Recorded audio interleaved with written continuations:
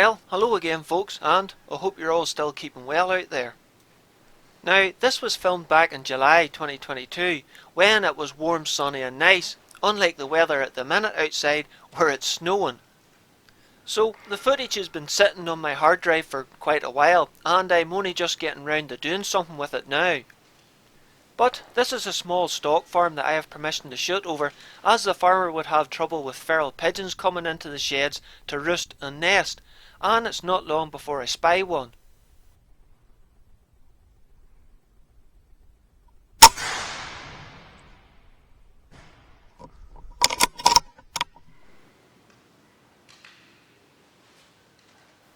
Well, that's the first one down.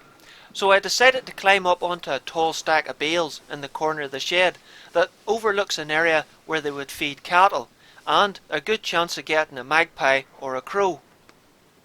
The only problem is you have to shoot between the wooden slats that form the end gable wall of the building, which if you don't get things totally lined up perfectly, the pellet can clip the wooden boards and totally fly in a different direction from what you're aiming at. But as I lay there, I heard that distinctive telltale sound of a wing beat behind me, and as I turned round I spotted a feral pigeon up in the rafters about 40 yards away. So I gingerly managed to get myself turned round and into a comfortable shooting position. Yeah, they can see you.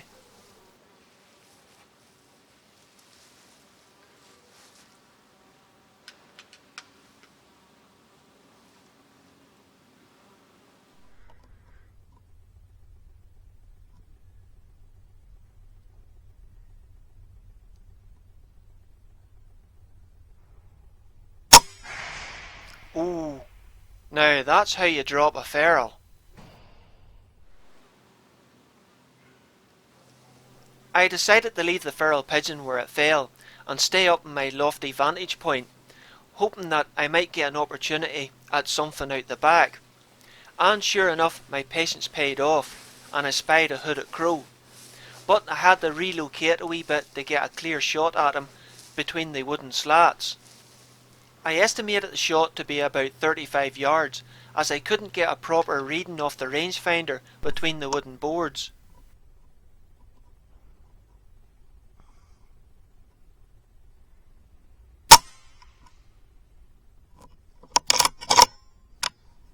I actually was quite chuffed with that shot, but while I was still patting myself on the back, I suddenly realised that there was a second crow, more or less in the same spot.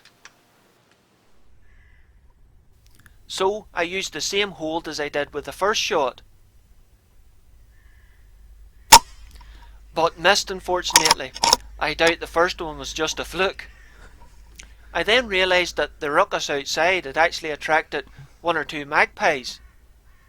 Oh, and don't worry about the house in the background, it's some 400 yards away, and my rifle's only about 15 foot-pounds of energy. Nuts! Held too high and just clipped a few feathers. Oh, hang on a minute, there's another one, and it's a good deal closer.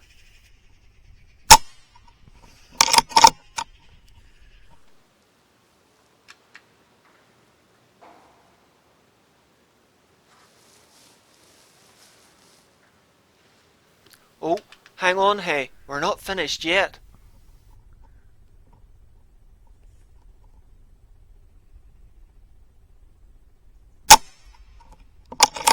Now that one dropped a lot cleaner.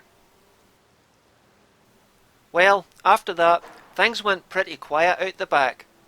But I'm pretty sure I heard that telltale sound of a wing beat behind me again, so decided to climb down from my lofty perch and see if I could find another feral pigeon.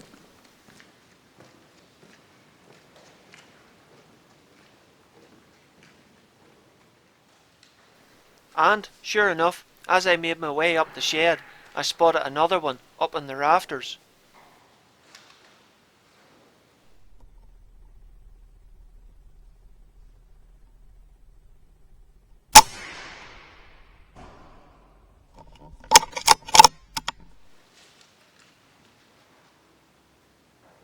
But just as I was about to walk round and pick the bird up, I spotted another one, which looked quite anxious, let us say, not surprising after seeing its mate getting shot.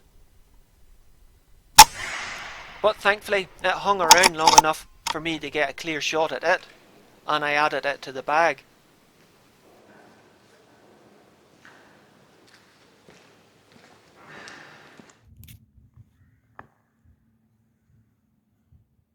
Pigeon there. Now, how do I get this gate open?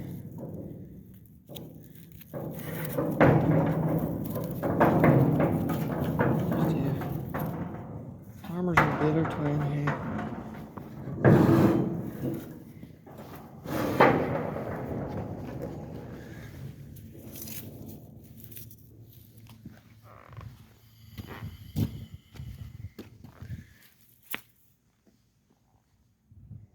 Pick up this one on the way through.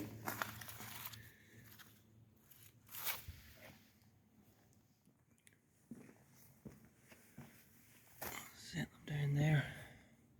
There's a fourth one yet to gather up.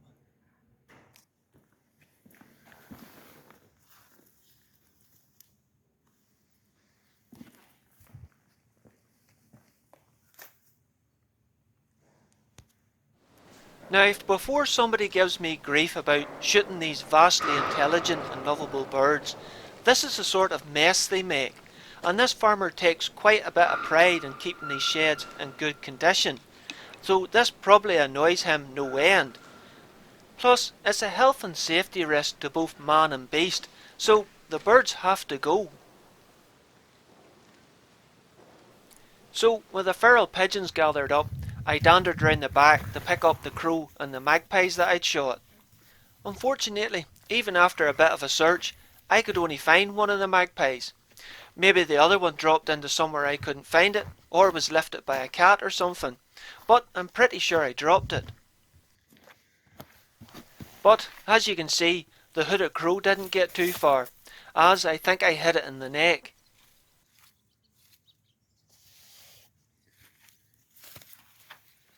Well, that's that little lot gathered up, and the place seemed to go quite quiet after that, so I called it a day.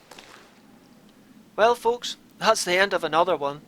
It's a wee bit shorter this time than usual, but I hope you enjoyed it. And there's still a few odds and ends in the hard drive to look at and edit.